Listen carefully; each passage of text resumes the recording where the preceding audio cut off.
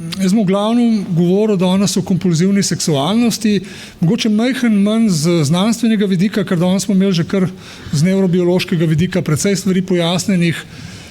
Jaz sem bolj klinik, se pravi, bolj delam terapevtsko kot pa raziskovalno, zaradi tega so tudi moja predavanja mogoče majčkeno drugačna. Zdaj, zakaj star časopis?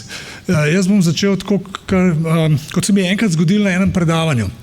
Imeli smo predavanje na to temo in nekdo iz publike reče, pa kaj, se smo mi tudi najdeli kakšno staro revijo, pa nam danes nič ne manjka.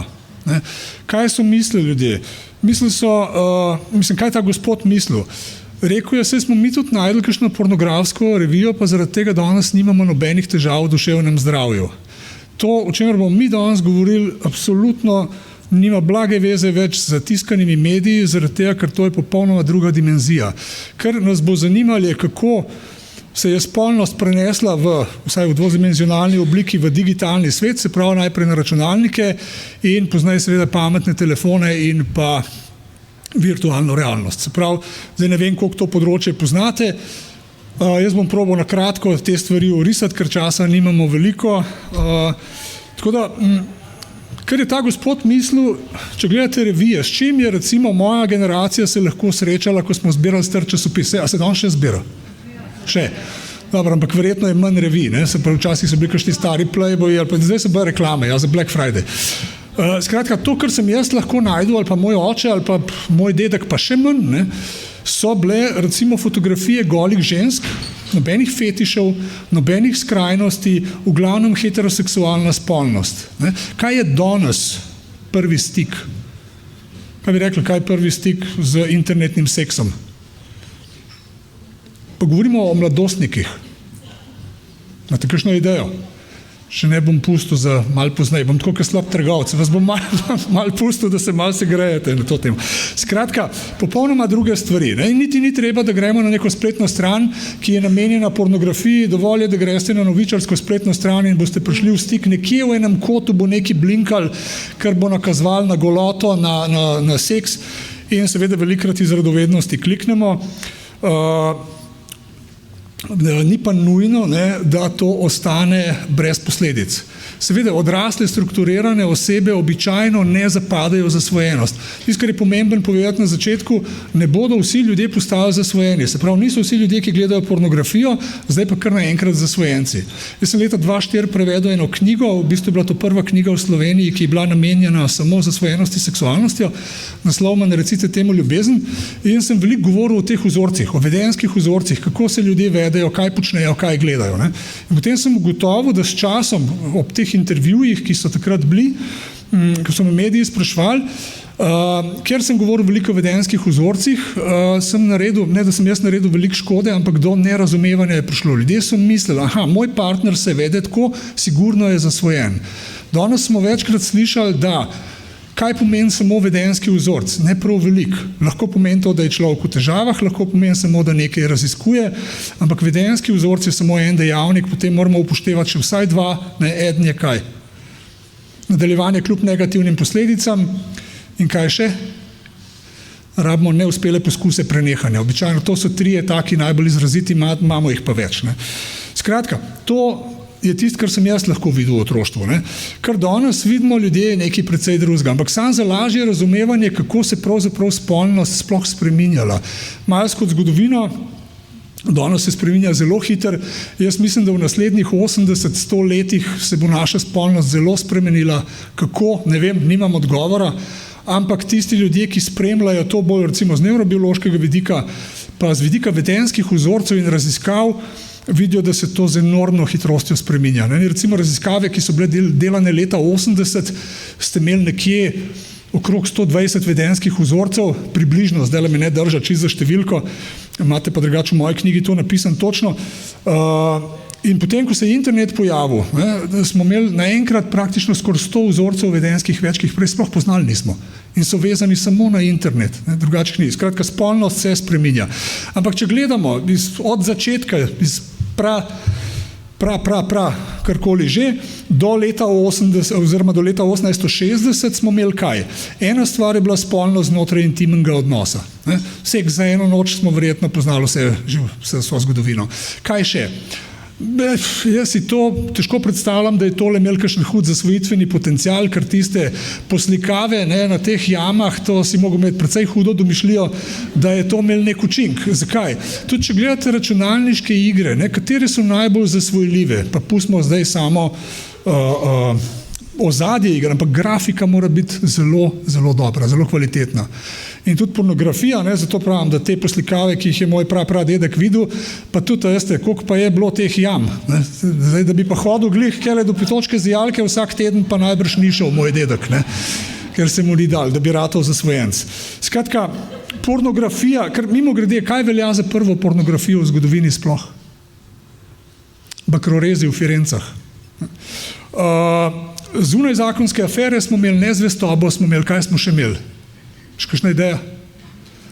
Javna kopališča, savne, ampak to ne take savne v spa, ki mi danes hodimo, verjetno imajo v tem hotelu tudi kakšen spa.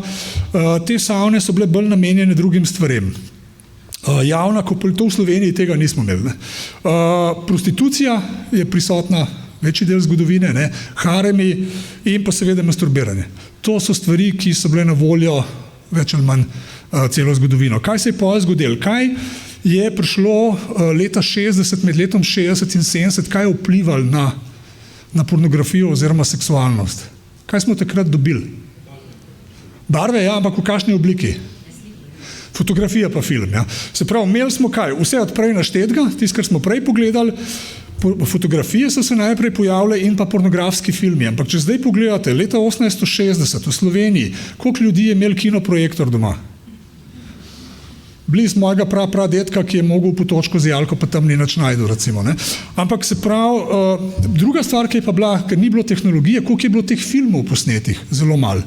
Skratka, to je bilo rezervirano za, seveda, v navednicah elito. Zelo malo ljudi. Potem pojavili so se pornografski kinematografi, v Sloveniji je bil samo eden, verjetno veste, kjer je Kino Sloga, ja, danes Kino Dvor, striptease klubi, tega pri nas ni bilo toliko, razen če je bilo kje mogoče prikrito, ne pa tako javno, da bi lahko se ljudje nasplošno tam dobivali oziroma hodili v te striptease klube. Kaj se je zgodilo leta 70? Kaj smo takrat dobili? Ja, video. Kaj video spremeni? Se pravi, prej sem rekel, da kinoprojektor je imel zelo malo ljudi. Videorekorder je bil cenovno precej bolj dostopen in tudi več videokaset je bilo posnetih, ki so ljudem omogočali, da so potem te vsebine prinesli v svoj dom in pa tudi, da so si te videokasete da so jih menjavali. Telefonski seks se je pojavil, verjetno se še spomnite koga, ko je kakšna babica, jaz se spomnim, kakšna babica kdaj prišla na Telekom, čisto zgrožena, kakšne račune je dobila, seveda zaradi tega, ker je sin ali pa vnuk klical na 090. In to so bili enormni računi. Mehka, tako imenovana mehka pornografija, kabelska televizija se je pojavila. Spremstva, tega v Sloveniji nismo kaj dosti poznali, razen mogoče za kakšen določen segment družbe, ampak za običajnega smrtnika to ni bilo dostopno v Sloveniji. Kaj se je zgodilo leta 90, kaj smo takrat dobili? Skratka, da vse od prej naštetega plus kabelsko televizijo smo že imeli na prejšnjem slajdu, ja. Ja, internet. Internet se je pojavil, se pravi, razni oglasi, kjer ste vi lahko dostopali do pornografskih vsebin, ki drugače vplivajo na človeka kot revije. V čem je bistvena razlika? Bistvena razlika je, da če si vi vsi, recimo zdaj si predstavljate kjerkoli področje obožujete v življenju, da si kupite eno revijo iz tega področja. In to je vse, kar imate. Do konca življenja. Zdaj, koliko časa bo ta revija zanimiva? Kakšen teden, Pa mogoče čez kakšen mesec spet, vas malo zanima, potem pa rata nezanimivo. Podobno je s seksualnostjo. Če ste vi v preteklosti eno revijo imeli, to je ratalo zelo hitro nezanimiv. In to je v bistvu moške v preteklosti spodbujali k čemu? Da so si našli partnerco, da so potem spolno živeli s partnerjem. Kar naredi internetna pornografija je, da praktično ne pride do naveličanja. Do naveličanosti ne pride zaradi tega, ker je teh vsebin skoraj neskončno. In vi lahko ves čas tudi sistem na pornografskih straneh je narejen tako, da vam ves čas ponuja in tudi na prvi vstopni strani boste običajno najdli kaj? Zelo široko paleto stvari, ki vas potencialno lahko pritegnejo. Zakaj? Zato, da se boste na nekaj ujeli. Veliko ljudi je, ki ima kakšno malenkost ne čisto razrešeno v smislu spolnosti, in potem, ko mi najdemo nekaj, kar nas intrigira, lahko nas prestraši, lahko nas zanima, lahko je celo kaznivo, lahko je celo prepovedano, strah je močnih kemikov v možganih, potem se lahko zgodi, da se mi v to past ujamemo in da tega gledamo vedno več. Če gledate, recimo, kaj ste neuromarketing, če gledate tehnologijo, ki deluje na prepoznavanju gibanja oziroma premikanja zenice, ta tehnologija ne bo ločila, ali ste se vi odzvali na vašo preteklo travmo ali na nekaj, kar vas v resnici zanima. Se pravi, a vas zanima raziskati eno področje spolnosti, ali ste gledali posnetek česa, kar se vam je v življenju zgodilo in je sila za vas boleče. Ta tehnologija tega ne more ločiti. Se pravi, spletne strani smo rekli, potem strani z datotekam za prenašanje, včasih smo imeli tega, ko so bili še iPodi, se spomnite, se je rekli celo podnografija, zdaj, ne zra, da so se te vsebine prenašale, lahko ste na računalnik naložili in poznaj gledali klepetalnice s tem namenom, ki so lahko zelo, zelo specifične in tudi privlačijo zelo različne strukture ljudi z kar precej resnimi težavami v duševnem zdravju. Strani za zmenke, ki so nekatere zelo kvalitetne, velikrat so pa samo krinka za pač neobvezen seks. Zdaj, jaz nisem tukaj, da bom moraliziral, ampak samo hočem povedati, kaj je zadaj skrito. Webcam se je pojavil in interaktiven seks. Se pravi, praktično so se vse stvari preselile na telefon. Računalnik se uporablja vedno manj za te namene. Tako kot sem rekel, kaj je telefon prinesel? To, da ga imate vi ves čas s sabo.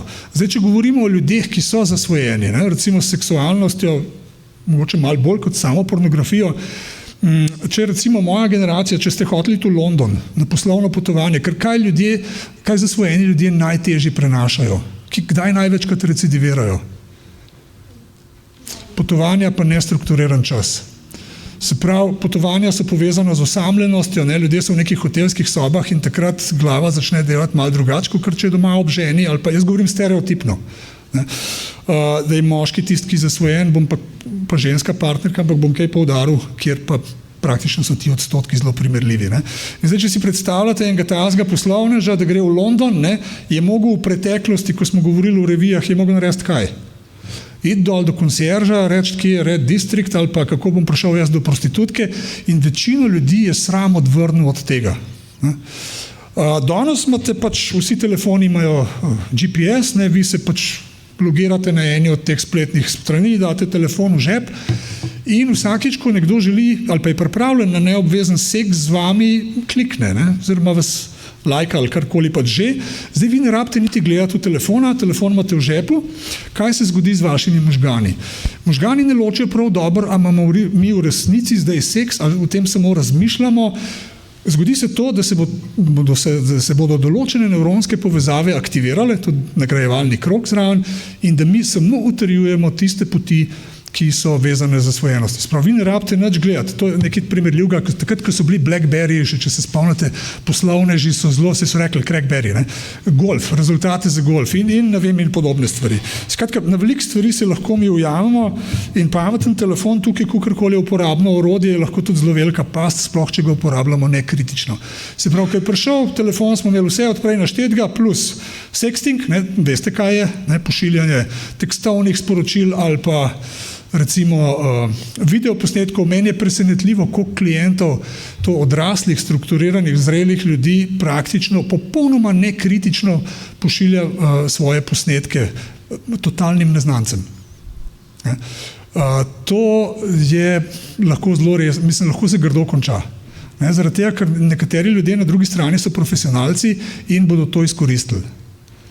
Skratka, fajn je vedeti, kdo je na drugi strani in zato je smiselno nekoga prej v živo videti. To sem že omenil, pametne telefone. Dobro, socialna omrežja, ali ste, koliko bi temu lahko še rekel, samo socialna omrežja je zdaj vprašanje, tukaj bi se dal biti tudi bolj kritičen, ker vidimo, da fotografije, pogosto, ki jih ljudje objavljajo, so, ne vem, jaz sem bil pred kratkim malo bolan in sem doma eno nedeljo no, ni toliko pred kratkim, ker nekaj časa nazaj, eno nedeljo sem rekel, bom gledal en družinski film. V moji mladosti bi mogel iti v kakšno pornografsko videoteko, da bi videl nekaj približno podobnega, kar sem jaz gledal v nedeljo zvečer. Tako vsiljivo se je spolnost oziroma agresivna spolnost vsilila v naš vsak dan. In mi smo popolnoma nekritični do tega. Saj veste, kako žaba se kuha, kako že v mrzli vodi. Ne. Nekaj poskusov je bilo, da bi se te stvari omejile, ki so se zelo nehvaležno končale, ampak problem je, da se to vedno bolj agresivno pojavlja v domovih ljudi. Zdaj, za odrasle ljudi to nima nekega velikega vpliva, zato ker so itak odrasli, so strukturirani in se na te pasti v glavno ne bojo ujeli. Problem pa je za mladostnika. Ne? Ker oni otrok misli, da vse tole je normalno. Ne? Kljub temu, da za nas take stvari niso bile normalne. Jaz sem generacija mestece Peyton, kar pomeni, da ne veste, kaj je to. Oziroma, kdo ve? Pa nisem edini, ja. Jaz se spomnim situacije, ko je prišla moja babica mestece Peyton, dva sta se približevala. Ne? Zdaj, očitno je bilo, da se boste poljubila in moja babica je prišla v zadnji in me zagrabila tako za oči, da ja ne bom videl, kaj se bo zgodilo, ne? Ker je bilo za njo očitno to seksualno eksplicitno. Zdaj, do kakšnega zaključka sem jaz lahko prišel kot otrok? S tistim, kar je na televiziji, je nekaj narobe ali pa z mano je nekaj narobe. Skratka, tega ne delamo, zakaj ne? Zaradi tega, ker to ne učinkuje in samo stopnjuje sram pri ljudeh. Smiselno pa je ustaviti televizijo in reči, zdaj so pa nekaj res nenavadnega videla na televiziji. Ne? Veš kaj, eni odrasli ljudje, ki se imajo radi, to tudi počnejo. Midva z mamico sicer misliva, da je to neumen, ampak ne? Odvisno, zakaj gre. Če ni v skladu z vašim vrednotam, nočemo sramotiti, ker otrok bo ponotranil ta sram in bo imel v odraslosti težave z uživanjem v spolnosti. Skratka, kaj sem naredil s tem stavkom? Kaj sem naredil s tem, ko sem rekel, nekateri odrasli ljudje, ki se imajo radi, to tudi počnejo. Spolnost premaknemo v kontekst odraslosti. Kaj še? Ki se imajo radi. Skratka, vključimo ljubezen, to tudi počnejo, normaliziramo spolnost. V bistvu so to zelo preprosti stavki. Če imate tam 8-letnika, jaz vam garantiram, da v 5 sekundah boste zgubili njegovo zanimanje. Če boste pa v zadregi, pa boste, kaj bi zdaj, kako, kaj, takrat pa ve otrok začuti, da nekaj ni v redu s tem. Ok, gremo naprej. Virtualni seks, pripomočki za seks, ki jih pač upravlja lahko nekdo na drugem koncu sveta, vsebine, ki se prezentirajo na raznih digitalnih napravah in razne naprave, ki jih vi lahko potem uporabljate kot pripomočke za seks, to je pač tukaj že desetletja. Zdaj, to je mogoče smiselno, ste za Slovenijo, ne vem, koliko je to sploh smiselno, ampak recimo za neka področja, kjer gre en od partnerjev v službo 5000 km stran in lahko to delno nadomesti njuno spolnost. Okay. Ampak nažalost se zgodi kaj? Nažalost se v tehnološki napredek najprej ujamejo tisti ljudje, ki so v psihološkem smislu najbolj ranljivi. Tako da tudi vsi ljudje, ki so uporabljali to, pa imajo kvalitetne odnose, bodo rekli, no vsi, mogoče pretiravam, večina bo rekli, to na nek način ne zadovolji. Ne? Pomembno je, da imamo stik z drugim človekom. Pornografija pravzaprav promovira ravno nasprotno, ne? Ker vi ne rabite stika z drugim človekom. In jaz mislim, da bomo zelo v kratkem rabili, kljub temu, da zdaj imamo uradno diagnozo, bomo rabili dve. Eno za zasvojenost s seksualnostjo in drugo za zasvojenost s pornografijo, ker je to drugačna dinamika. Ne? To ni isto.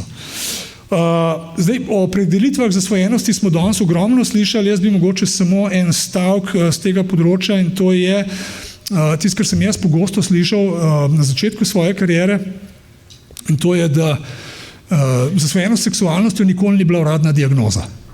To ni čisto res. Ne? Leta 1987 smo imeli tole v DSM-3 in to je non-paraphilic sexual addiction. Pomeni vedenja, ki jih psihiatri niso mogli umestiti med parafilije, so nekako umestili sem. Potem se je ta diagnoza umaknila z DSM-a z argumentom, da pač imamo premalo raziskav, kar je tudi razumljivo, mi nočemo patologizirati določenih vedenj, sploh pa, ko govorimo o spolnosti, smo ljudje zelo ranljivi in zelo branimo ta svoj teritorij. Potem tudi predavatelji, ki ste jih prej slišali, so omenili DSM-5 in omenili so hypersexual disorder, to je bila ena od potencialnih diagnoz, ki nosi tudi potencialno zavajajoče ime. Hyper bi si ljudje pogosto, laični ljudje, ne zdaj strokovnjaki kot ste vi, ampak bi si pogosto interpretirali kot kaj. Hypersexual pomeni veliko seksa. Zasvojenost s seksualnostjo nima veze z veliko seksa. Imate kategorijo ljudi, ki nimajo nobene spolnosti, pa so zasvojeni. Skratka, so tisti, ki se izogibajo temu. Ne? Poseben fenomen je seksualna anoreksija. Tisti, ki vas to področje bolj zanima, preberite knjigo, naslov ima Sexual Anorexia, avtor je pa Carnes. Vi lahko, ker zasvojenost ima vedno dve dinamike. Ne? Eno je acting out in acting in. Kaj zdaj acting out pomeni? Jaz sem ljubitelj zelo preprostih stvari, zato ker delam z ljudmi in ne marajo, če preveč kompliciram, jaz pa tudi ne, če oni. Acting out pomeni samo nekaj, kar jaz v čustvenem smislu doživljam znotraj sebe, moram izživeti. Zdaj, kako lahko to izživim? Lahko povem, lahko se napijem, lahko se zadrogiram, lahko grem s prostitutki, lahko karkoli. Se pravi, gre za to, da bom nekaj izživel. In potem pride druga faza, ki se reče acting in. Lahko jaz zadržujem to ves čas oseb. Ne? Recimo, analogija bi bila, poznate z področja enotnega hranjenja, ne? Anoreksija nervoza je nekaj takega. Obstaja tudi seksualna anoreksija, kjer ljudje praktično se izogibajo spolnosti za vsako ceno. Ampak sod v to kategorijo. Tako, kot sem že parkrat omenil, zdaj zasvojenost seksualnosti nima veliko skupnega s tem, kaj ljudje, kako pogosto menjajo partnerje, kako so spolno orientirani, a so monogamni ali ne. To pove samo, to je samo vedenjski vzorec. Rabimo vedeti kaj več, zato da na osnovi tega potem lahko zaključimo, zakaj pravzaprav v resnici gre. In jaz po 25 letih prakse bistveno redkeje rečem nekomu, da je zasvojen, kot sem pa v preteklosti. Seveda, zdaj statistično gledano bi rekel, da večkrat rečem zaradi tega, ker je več ljudi, ki ima težave, ne? Ampak sem pa bolj previden. Zato, ker ni vse zasvojenost. Ne?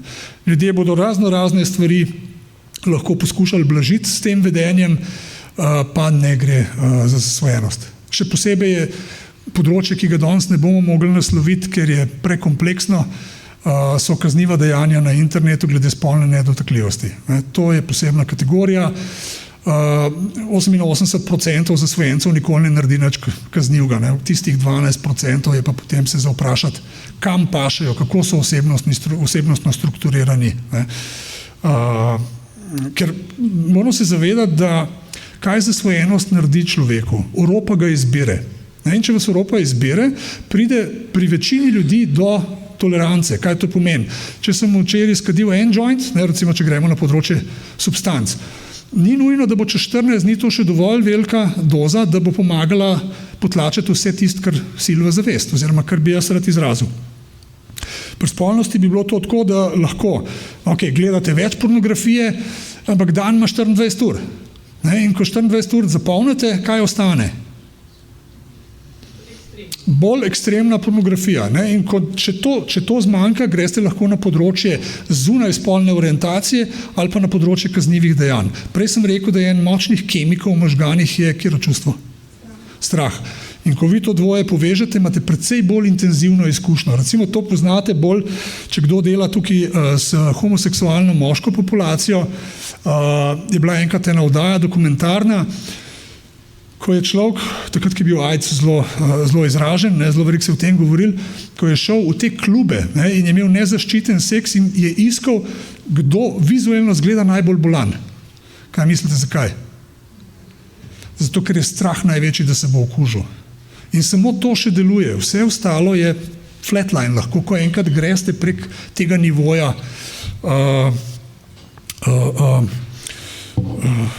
ki za vas pomeni še, da lahko uspete tlačiti tisto, kar pač zasvojenost tlačite.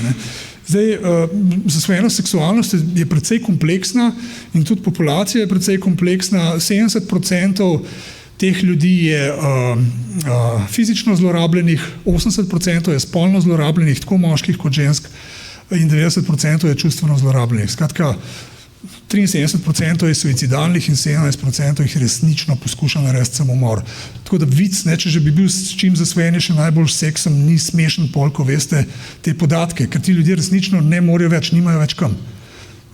In običajno se zgodi nasprotno od tega, kar splošna javnost pričakuje, ljudje pridejo sami po pomoč, ker ne morejo več. Ne. Pornografija je majčkeno drugačna zgodba, saj dokaj še pridemo. Ne. Zato, ker tukaj govorimo zdaj o visokem odstotku travme. Ne. Ko govorimo o mlajši populaciji in pornografiji, travmatičnih izkušenj skoraj da ni. To je bilo fascinantno, ne iskati, mislim, ne zdaj, seveda preverimo, ne, ampak ne pa zdaj, da pričakujemo, da mora biti nekaj travmatičnega, če je bilo pri tej populaciji, ki sem rekel, tako visok odstotek travme, zakaj pri uni ni. Zato, ker moramo vedeti, da možgani so najpomembnejši spolni organ. In ko ga vi enkrat preforsirate z določenimi vsebinami, se bo pač navadil na zelo veliko intenzivnost. In ta intenzivnost je lahko tisti, kar vleče. Ni nujno, da ima nekdo nekaj travmatičnega. Če v zelo zgodni starosti, ne, mi smo zdaj na IEZ organizirali tole konferenco, ne, kaj strokovnjaki, recimo zdravniki opozarjajo mladostnike že ves čas. Ne, zdaj pa sem mi malo mladostnik, ko sem bil jaz mlad, smo se, pa kva te toliko težijo zdaj s tem. Ne.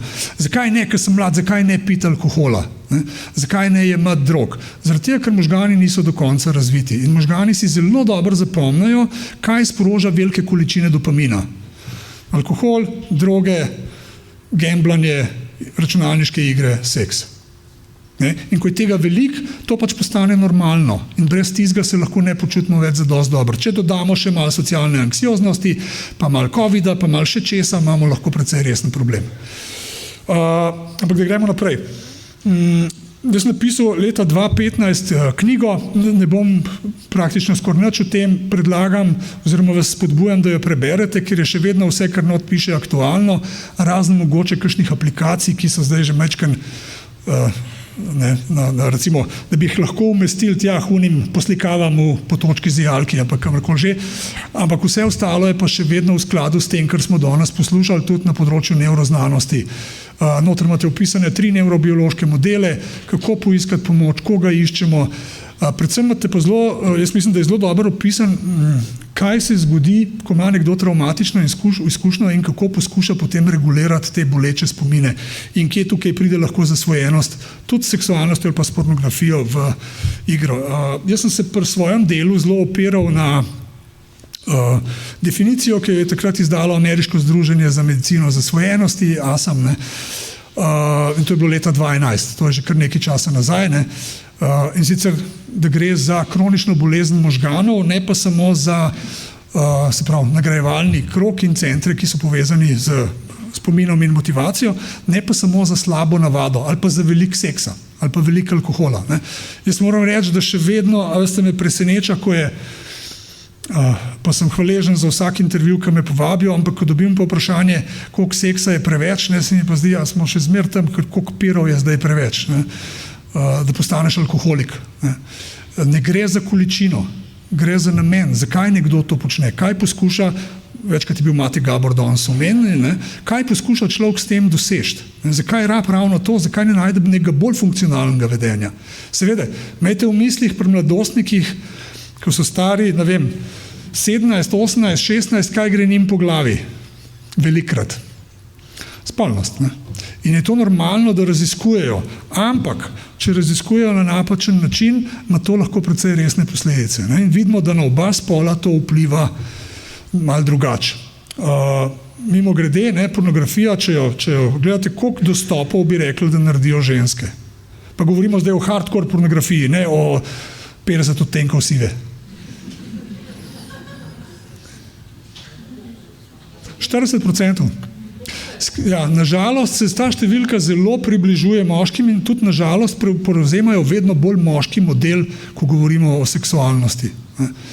Tako da o kakšnih stebrih morale itak nima smisla govoriti, ker pri zasvojenosti nikoli ni šlo za moralo. Ne gre za to, da so zasvojenci zdaj nemoralni, lahko počnejo nemoralna dejanja, lahko so celo kazniva dejanja počnejo, ampak ne gre pa za problem morale, ker moralo imate vi v možganih kje? Jaz tudi, vsi imamo. Prefrontalni korteks. Ne? Kje pa zasvojenost poteka? Smo pa gledali danes, pa poslušali cel dan skoraj, da gre v globih strukturah možganskih. Se pravi, preden pride do presojanja na ravni morale, gre stvar na 7 ravneh že prej narobe. Jaz nimam časa zdaj vsega tega razlagati, če vas zelo zanima, je fantastičen film, dokumentarni je posnet, naslov ima Pleasure Unwoven, avtor je Kevin McCauley, zdravnik, tako da fantastičen film, ki ga je posnel z lastnimi sredstvi in se ga res plača pogledati. Če ne imate pa vsaj na YouTubeu, imate par insertov, če te pa hoteli si v te pa naročili po LCD. Mislim, da je nekih $12.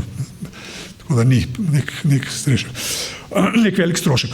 Zdaj, kot sem rekel, ko sem jaz pisal knjigo, to ni bila uradna diagnoza. Danes imamo uradno diagnozo, reče se Compulsive Sexual Behavior Disorder. Če boste šli na stran od Svetovne zdravstvene organizacije, boste najdli pod 6C72 tole.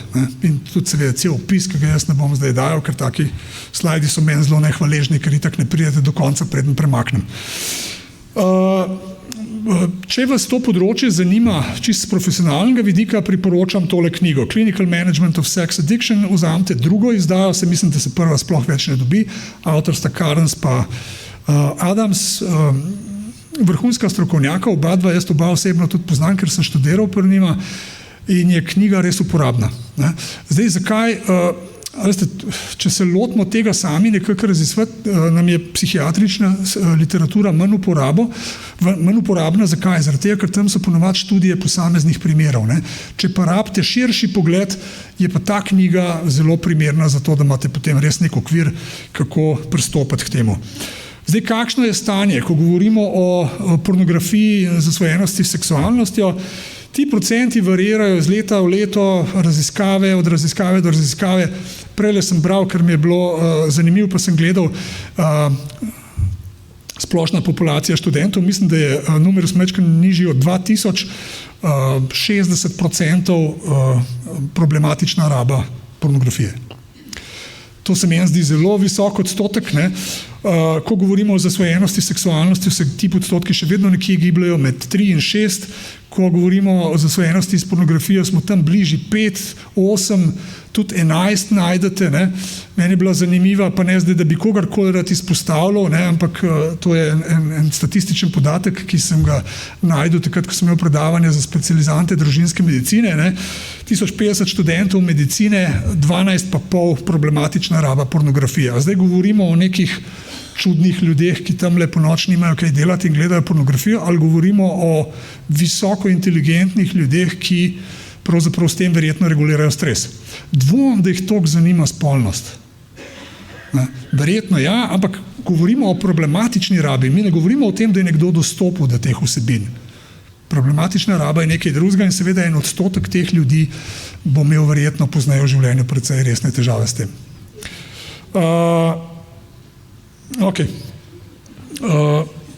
Prva poročila, kdo se je najprej ujel v to past. Če se vi spomnite recimo prvega interneta, ki ste ga imeli doma, da se spomnim onega na kabel, ki je šlo v telefonsko vtičnico. Najprej, če si hotel eno fotografijo naložiti, kaj se je zgodilo? Šel sem tja, kavo sem si skuhal, mama me je vmes klicala, vse sem se lahko zmenil in še vedno tista slika ni bila naložena na računalniku. Koliko vi vidite lahko tukaj v 1 minuti v primerjavi z mojo generacijo pred 30 leti? To, kot je nekdo, jaz sem recimo danes, če bi vidim praktično lahko toliko v 5 minutah, kot je recimo en mojih prednikov v celem življenju. Pa še to precej drugačne vsebine. Tako da računalniški programeri, kaj se je pojavili? Nenavadni spolni apetiti, ki jih prej nikoli niso imeli, šibka kratkotrajna erekcija, prej je že eden od predavateljev omenil erectile dysfunction, ker pomeni erektilno disfunkcijo, reče se pornography induced erectile dysfunction, to se pravi erektilna disfunkcija, ki je vezana samo na ogledovanje pornografije. Tukaj imate dva tabora, vas kar naprej opozorim, da imate pro in kontra. Jaz mislim, se kar nagibam k pro, zaradi tega, ker vidimo, da tudi raziskave, ki jih delamo, ali pa ki jih delajo, jaz jih ne delam, ljudje, znanstveniki, vidimo, da se možgani ljudi, ki so zasvojeni, precej drugače odzovejo, kot pa nekoga, ki ni zasvojen. Seveda je pa tukaj treba biti pazljiv. Zakaj? Zdaj, če boste vi, tukaj le vam, če pokažem pornografske fotografije in vam merimo vsem možgane, bodo nekateri, ki bodo možgani zasvetilka novoletna jelka in vas bo večina, ki se ne bo nič zgodilo. Zakaj ne? Zaradi tega, ker to ni del vaše matrice vzburjanja. Se pravi, mi moramo vedeti, kaj kažemo ljudem. Če jim kažemo nekaj, kar njih ne vzburja, nimamo nobene informacije resne nazaj. Zato bodite previdni pri kvazi raziskavah, ki govorijo, da pornografija ne povzroča težav v partnerskih odnosih in v življenju. To je ne bomo v francoščini. Skratka, lahko je precej velik problem. Ne. Imejte v mislih, da včasih so verjeli, ne, da se ta matrica spolna, kaj nas privlače spolnosti in vzburja, da se formira nekje med 5 in 11 letom in je fiksna.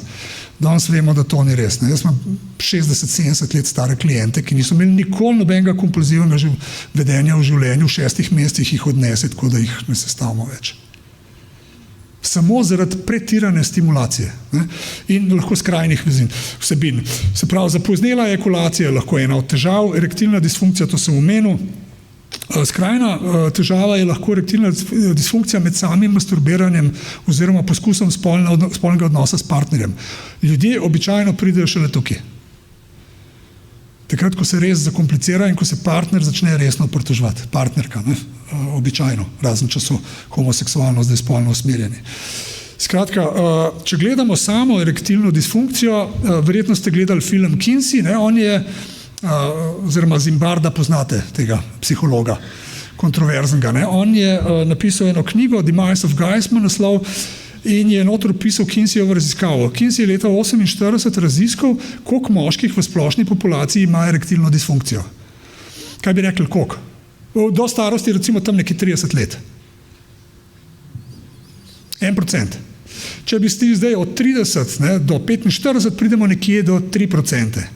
Pred leti so v ameriški vojski naredili raziskavo, ki kaže, da ima tretjina moških težave z erekcijo. In te raziskave so potem tudi potrdili na splošni populaciji.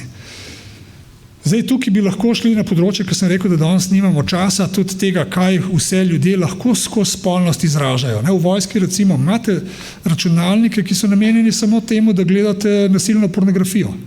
Zakaj? Zato, ker vojska noče, da se vojaki stepajo v kasarni, ne? Ampak nekako pa morate agresijo dati iz sebe in nasilna spolnost je eden od teh načinov. Ljudje se bodo zavedali seksualne komponente, ampak agresivnost in jeze je pa popolnoma pod radarjem, je sploh ne zaznajo. Saj imate teh strani je veliko, reče si revenge porn in tako naprej, še marsikaj, ne? Vsega ne bomo mogli obdelati, več o tem imate v knjigi. Zdaj, pri mojih začetkih, ne, pri tem delu je bilo velikrat je bil argument, ne, oziroma so ljudje rekli, pa to ne more biti zasvojenost, ker ni nobenih drog, nič ne vnašamo v telo, zdaj vemo, da ima telo svoje mehanizme, kako proizvaja določene substance. Danes smo to več kot jasno poslušali, zato da jaz se s tem ne bom ukvarjal. Razen to, da povem, ko gre za spolnost, ne za razliko, recimo, kaj ste pri hrani, pridete tam nekje, če boste šli zdaj, tam je bil tiramisu, je bil odličen. Ne? No, takrat vam garantiram, da je bila raven mojega dopamina je bila 150% višja, kot je bila predtem. Naprej sem golaš jedel, bolj me je bilo strah, če bi kravato popackal, kar pa to, koliko je dober. Ne? Ampak, ko pojeste nekaj dobrega, se bo izločil več dopamina in pri hrani je to približno 150%. Pri spolnosti ste na 200%, ne? Pri recimo nikotinu na 225%, pri kokainu ste že vzeli alkohol, je recimo podobno kot spolnost, ne, nekje 200, nikotin 225, kokain ste 250, 300 in sintetične droge greste do 1300%, kar pomeni, da ne morete biti, ali pa zelo težko ste rekreativni uporabnik teh substanc, ker si možgani to predobro zapomnijo. In vam bodo vsakeč, ko te v stiski ponudili tisto, kar je v preteklosti delovalo. Tako preprosto, to samo pomeni, da možgani dobro delujejo, ne da je moralno z vami kaj narobe. Mi pač funkcioniramo tako, ne. Jaz, ko sem še študiral, lahko nekoga sem, ker sem si jaz za 1 uro prezgodaj naštimal budilko. Koliko imam še časa? Še 5 minut, ne? Jaz imam še 30 slajdov. Ne, šala, nimam toliko. Meni je rekel en mentor, je rekel, zato da postaneš alkoholik, moraš trenirati približno toliko, kot za olimpijsko medaljo. Za meni se je zdel iz njegovih ust tako sarkastična opaska. Ne? Ampak danes, ko gledam, se mi zdi ta izjava zelo smiselna. Kaj je rekel? Treba je zelo veliko ponavljati. Ampak preden ti z alkoholom lahko toliko ponavljaš, da rataš alkoholik, mine nekaj časa. Običajno leta. Kaj pa tukaj? Ne rabite leta.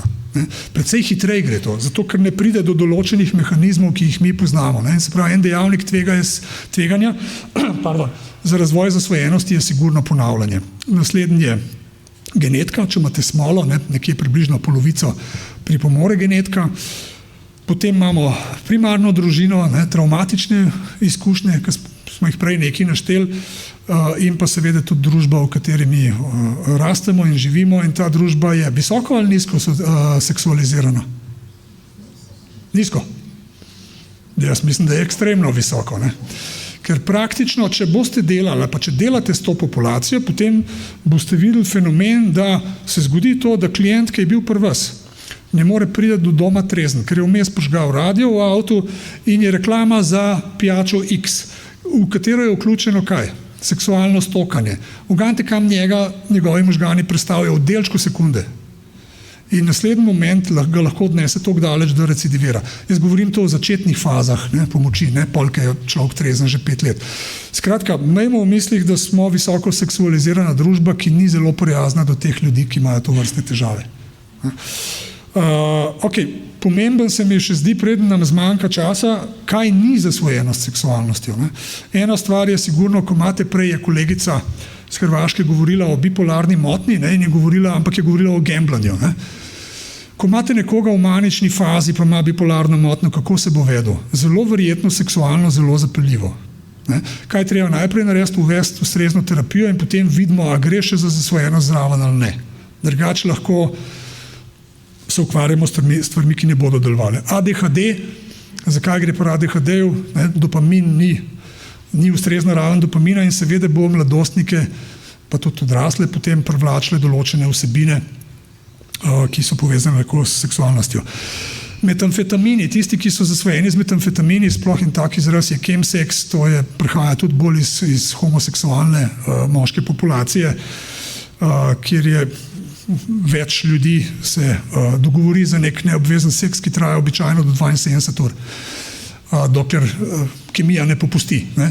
In kaj je smiselno najprej narediti? Najprej je smiselno toliko jim omogočiti, da se rešijo zasvojenosti ali pa saj prenehajo jemati kemične substance, da vidimo, zakaj gre, kaj je zadaj, a gre še za zasvojenost ali ne.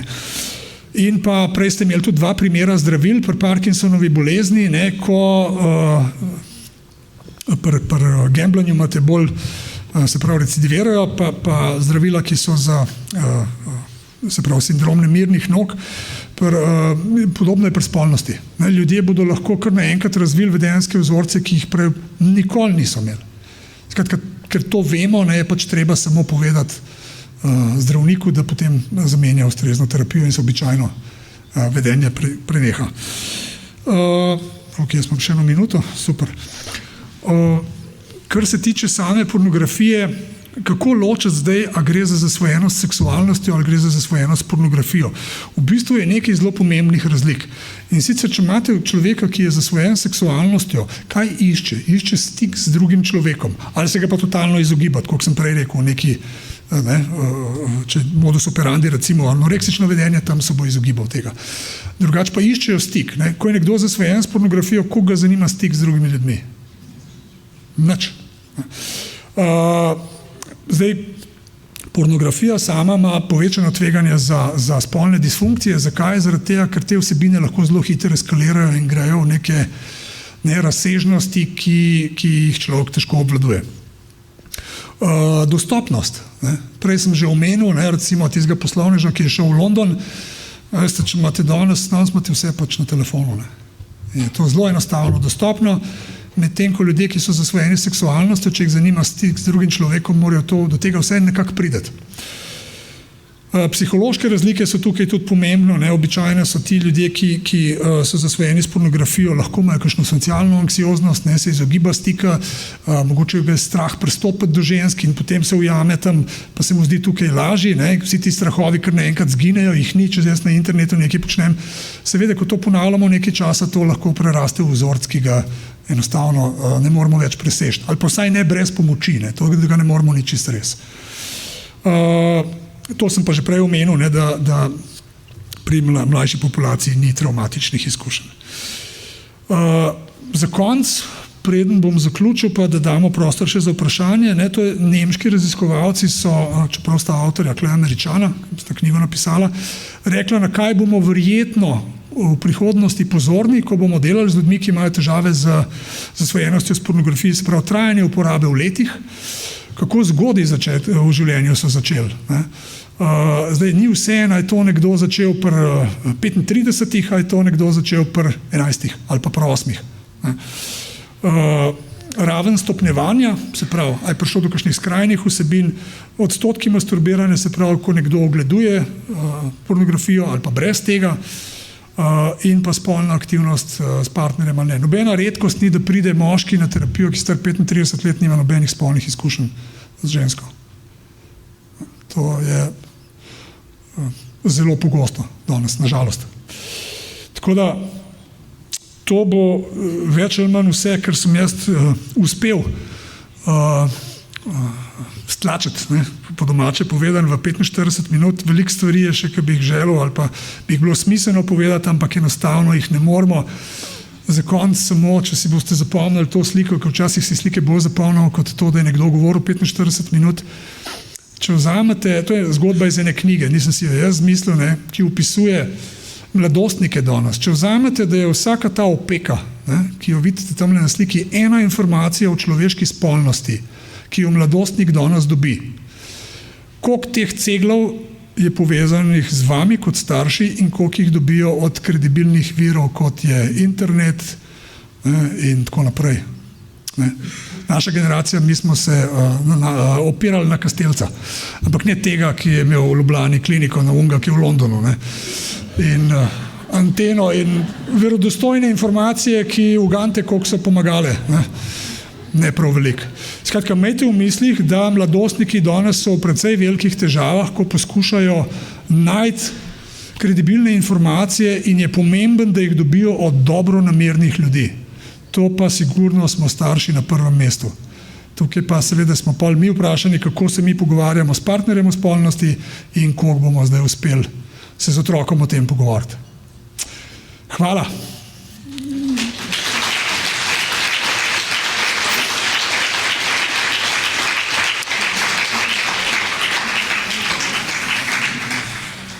Sam en odgovor sem vam dolžen.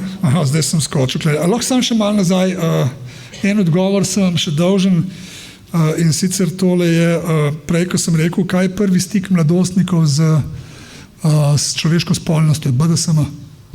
To je podatek, sadomazohističen seks, to je podatek iz leta 2016. To je prvi stik mladostnika s človeško spolnostjo na internetu. Ne čebelce pa trotki. Smo precej daleč od tega. Tole pa tisti, ki vas pa zanima področje kaznivih dejanj, pa mogoče samo tale knjiga Internet Sex Offenders. Februarja bo išla druga izdaja. Tako da zdaj pa res hvala. Pa gremo na vprašanja, da ne zmanjka, da ne odzamem časa sam sebi, ker sem pol mesec spet jasne.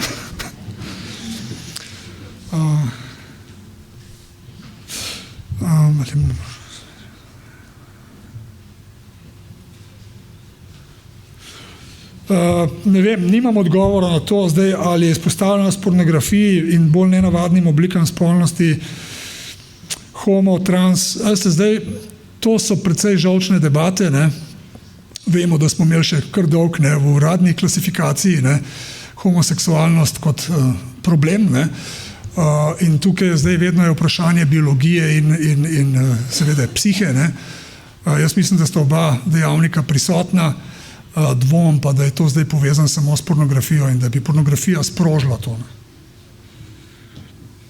Zakaj imajo ljudje z ADHD komorbidnost hiperseksualnosti? Saj nimajo nujno komorbidnost hiperseksualnosti, ampak pri ADHD-ju pravzaprav je problem pomanjkanje dopamina.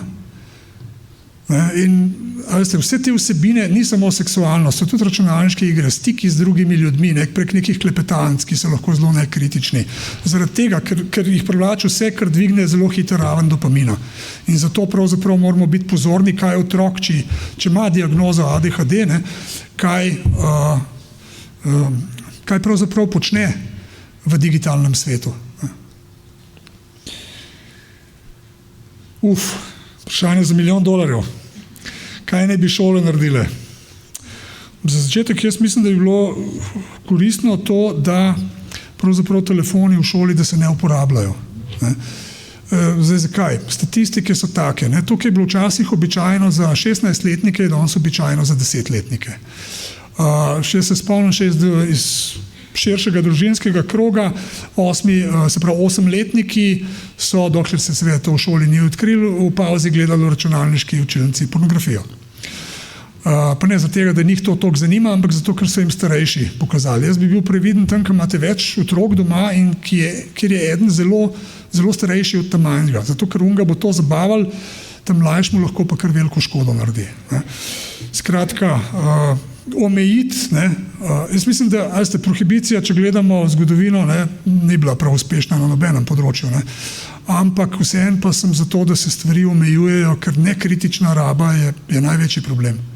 Tudi na začetku, tudi mi nismo vedeli kot strokovnjaki, kam bo zdaj vse to pripeljalo. Ampak kdo je najbolj nekritičen ponovadi? Saj smo rekli prej, tisti, ki je v psihološkem smislu najbolj ranljiv ali pa najbolj nezrel na nek način. Mladostnikom se možgani razvijajo tja do poznih 20 let. Mi pričakujemo pa kaj, da bojo pri 12 imeli pameten telefon in da ko bojo šli v svojo sobo, da ne bojo gledali v telefon. Veliko sreče pri tem. Ne more, ne zato, ker je slab ali pa neodgovoren otrok. Zakaj je stroka ves čas govorila, da ne bi nekje okoli 11-12 leta otrok sploh dobil prvi pameten telefon? Ker možgani prej niso dosti razviti za to, da bo prevzel odgovornost, da se giblje v tem svetu. In če pričakujemo, da se bo, smo mi naivni.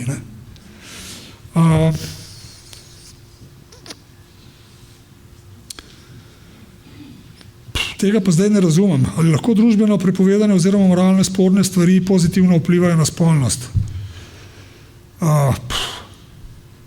Ne vem, če bom odgovoril na to vprašanje, ampak če gledate represivnost v preteklosti, kako smo mi doživljali človeško spolnost, bi morali danes vsi neskončno uživati v spolnosti, realnosti pa popolnoma drugačna.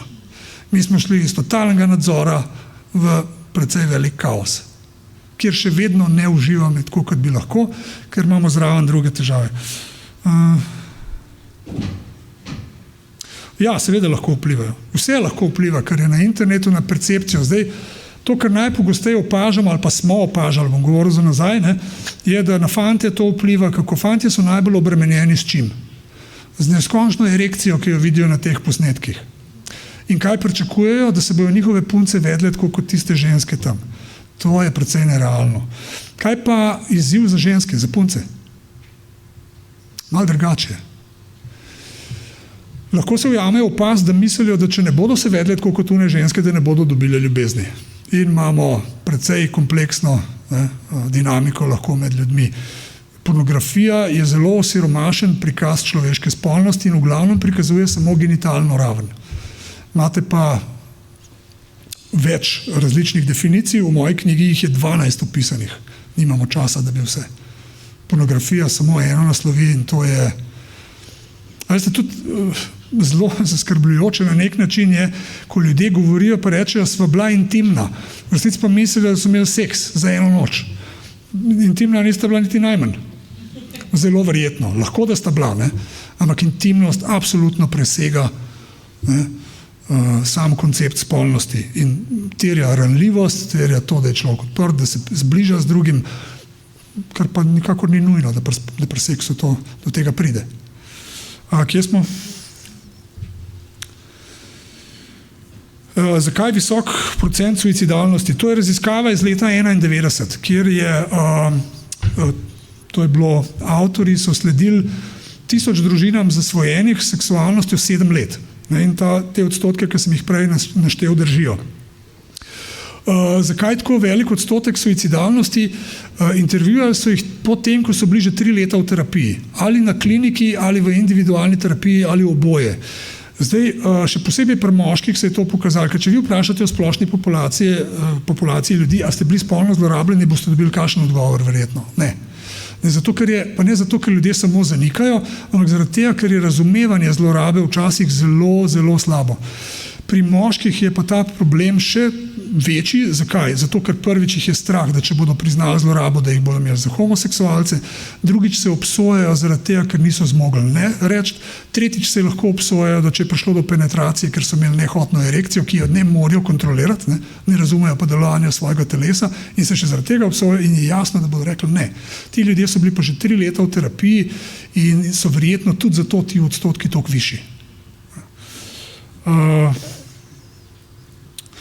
Ja, jaz mislim, da časopisi imajo zelo majhen vpliv, ne, televizija malo večji, ne. Digitalni mediji, pa dobro, vse televizija je tudi digitalni medij, ne, ampak računalniki in pametni telefoni imajo pa precej večji vpliv. Če govorimo zdaj o mladostnikih, če govorimo pa o otrocih, pa mislim, da s tiskanimi mediji niso prav veliko v stiku. Ne. Bolj televizija.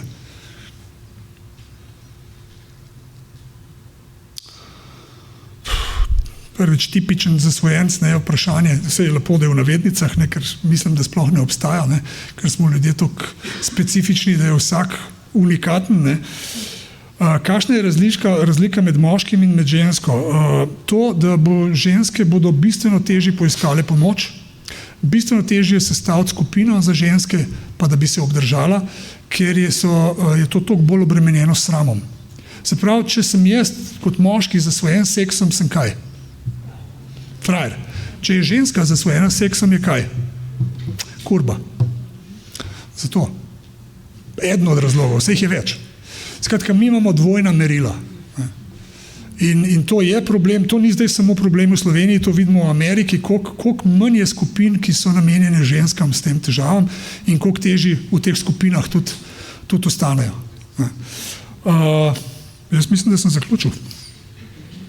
Ja, imam še 1 minuto, je še kakšno vprašanje? Jaz sem se navadil delati z zasvojenimi, oni radi imajo, da se držite dogovora. Tako da ne bom potegnil, ne bom pa tudi vas prekrajšal, če je še kakšno vprašanje.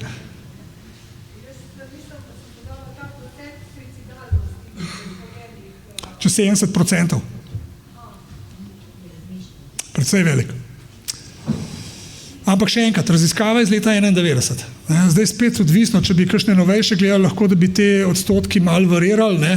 Ampak govorimo o populaciji zasvojenih seksualnostjo, ker takrat leta 1991 pornografija ni bila tako izražen problem, kot je danes. Seveda, da je blažje, se je že začel, tudi knjiga, ki je napisana z tega področja, je to že naslavljala, ampak ni pa bilo določenih oblik vedenja, še ki jih danes poznamo, pa aplikacij. Okay. Še eno vprašanje?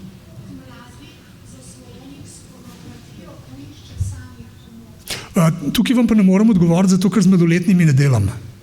To bo pa prej, kakšen logout vam lahko odgovoril ali pa kdo, ki dela z mladostniki. Bom povedal, zakaj ne delam. Iz preprostega razloga. Začel sem pa, ker sem na začetku svoje kariere delal v glavnem z zasvojenimi z igrami na srečo. In sem ugotovil, da isti moment, ko bom naslovil to, da so starši lahko del problema, bodo nehali plačevati terapijo. In potem sem zgubil starše, zgubil sem otroka, otrok nima kam iti in kaj bomo s tem. Ne gre nekam, kjer je to del sistema, kjer je plačano in bo lahko še vedno hodil, tudi če se starši s tem do neke mere ne bodo strinjali. Ne? Ker če ne, bojo pač prizadeti lahko in bojo sam zaprli denarnico in konc. Ne morem vam tukaj odgovoriti. Hvala. Mislim, da imamo kavico, ne? O kemičnih zasvojenostih pa drugič.